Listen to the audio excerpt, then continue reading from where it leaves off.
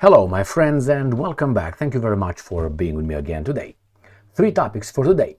The first one, the Pentagon or the American administration or the American government or the guys in charge of America dropped their masks entirely. Why? They already did the field work, which is the mountain slope model. They already prepared the baboons to believe and support direct strikes on Venezuela. We knew that. But for people who are not familiar with the mountain slope model, I will explain it as we go. So the first topic is about Pentagon putting together plans to have direct strikes on Venezuela. Okay, just probably military bases, narco-terrorist military bases. Okay, the first one. Didn't I tell you? I did. That there's no allies. There is just hyenas or jackals or wolves who get together to attack a prey, an adversary. At that point, their interest coincides, overlaps. Once they kill the prey, the victim, whomever that was at that particular time, the alpha wolf, or I don't know, the hyena matriarch, takes the biggest chunk and then distributes the other jackals the rest. This is a problem between Germany and Poland, über pam pam. Yeah, what did I tell you? Poland is waiting like a spider to get over Germany. Why? Because the Germans did not pay up. They did not pay, man. They still need to pay. And the Poles are arming themselves maybe one day to the Germans up, and the Germans are la la la la la la la. Okay, that's the second topic. The third topic we have here is the Russians smack the Japanese. I had, past tense, great respect. I still have, think about it, great respect for the Japanese culture. Not only the martial arts, all other arts, Shano-yu, the art of the ceremony of the tea. All right. Well, we have the ikebana. We have many other ways. We have the sumi-e painting. We have the kabuki theater. Many things that I liked about the Japanese culture. The problem is they lost it. Now they are, how should I put it, westernized, which I don't think it's a good thing. Westernized and have been under the U.S. occupation since the 2nd of September 1945. Got that? All right. So Russia smacks the Japanese, and the Japanese cry like bitches. Why? Because they lost the Bushido, or the Bushi, I don't know, what do you want to call it? The key? Why? They are pussified. So remember, the Japanese the government jumped in the fray of sanctioning Russia. Then they started sanctioning Russia because the master from across the Pacific Ocean told them so. And the Russia says, okay, my friends, no Kuriles for you, no northern territories for you, no peace treaty for you. That's fine. We are going to do the what? Tit for tat? Is that what it is? Exactly. And now the Japanese are crying like bitches, and I'm going to show you what they say about the Russians' payback. A little payback, and these guys are crying. Let me show you. Let's start first with the Americans. Right here. Pentagon top brass offered Trump new military options for Venezuela. CBS. There's nothing new about it. I told you about this option from the get-go. We want your oil. Give it or I take it. And in the meantime, I will make my media, my free media, create a narrative that you are a chuku-chuku. And chuku-chuku means bad dude. No details. You're just bad dude. You're a chuku-chuku. Okay, narco-terror. So you're a chuku-chuku. We're going to keep you safe, my friends. And we're going to get the oil, man. The oil. So it was nothing new here. Mountain slope. How does it work? You start slowly, like popping the cherry. You don't go full force. You're going to, you know what I mean. You start slowly. That's how it is. A short explanation. So the same thing. They start with little things. Should we attack Venezuela? No. And then you have a former general or somebody who's a former. That means he doesn't have the legal authority.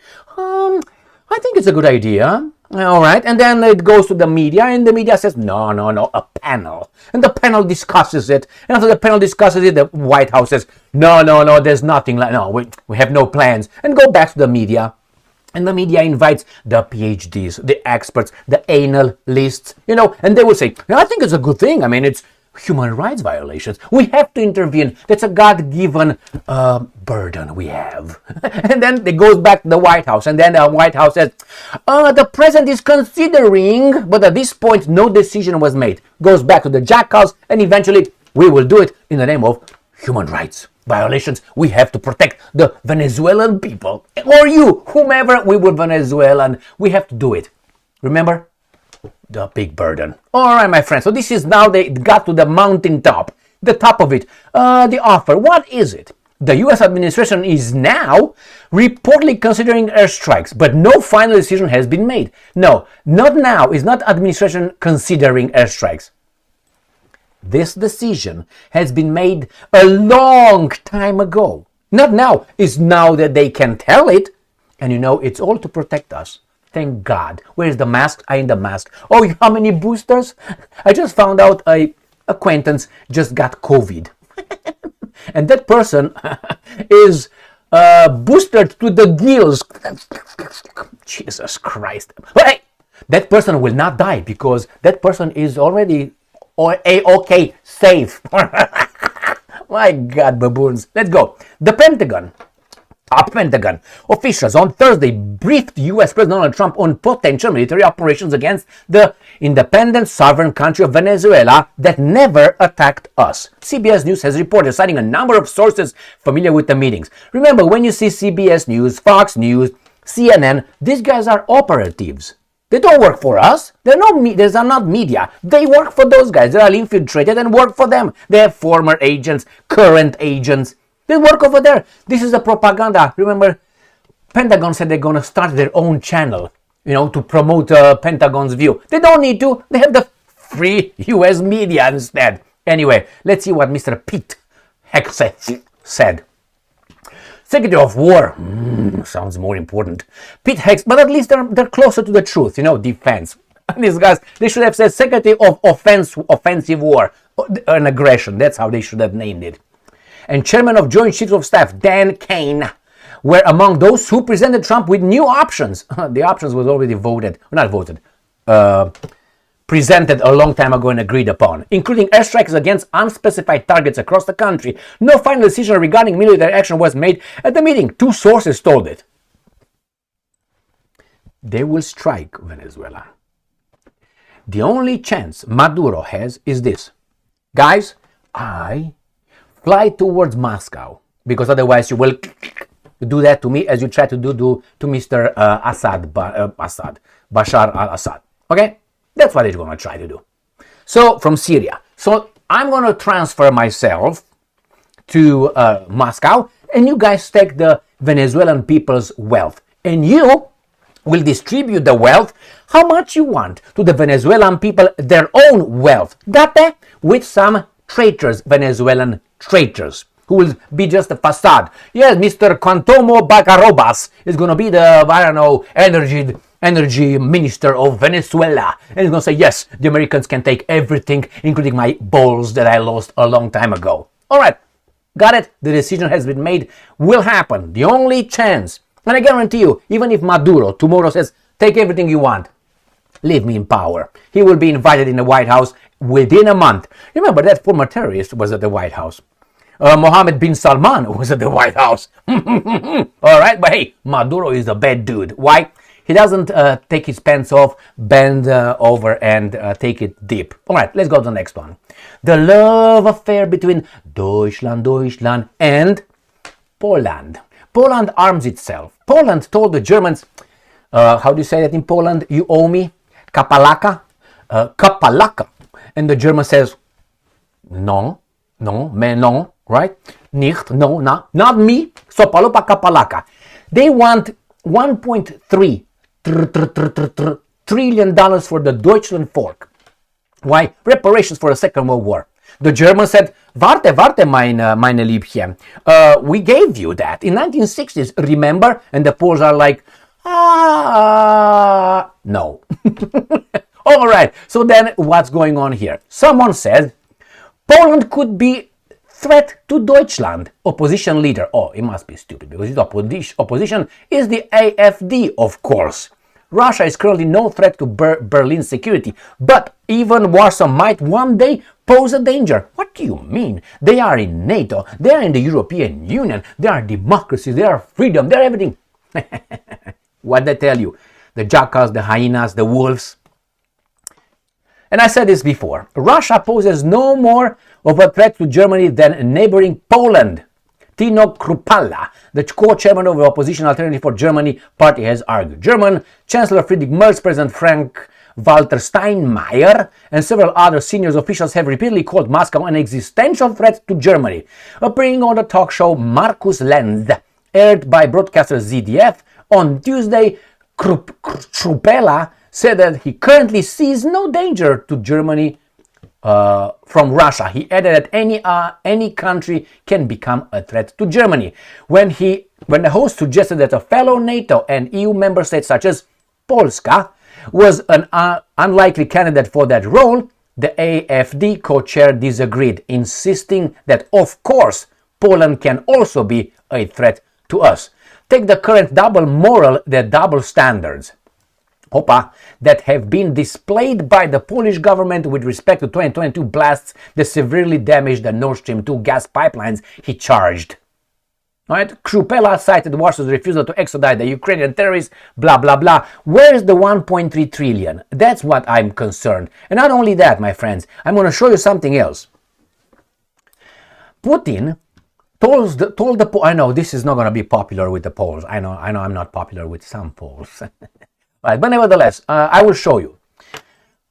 Putin reminds the Poles over and over again, only when he's attacked by the Poles, verbally obviously, they weren't there to do anything else, that this part of Poland was, including Gdansk, was given to them, right here, maybe not Gdansk because Gdansk was a problem, but this part right here, this is Germany right here, and this is Poland, was given to the Poles by Stalin, the Georgian Soviet tyrant, the bad dude. Remember? So he said, kiss, what's his name's, Georgian guys, you know exactly what, for this portion that was taken from the Germans and given to you. But no, Poland wants more. They want, as I said, $1.3 trillion reparations.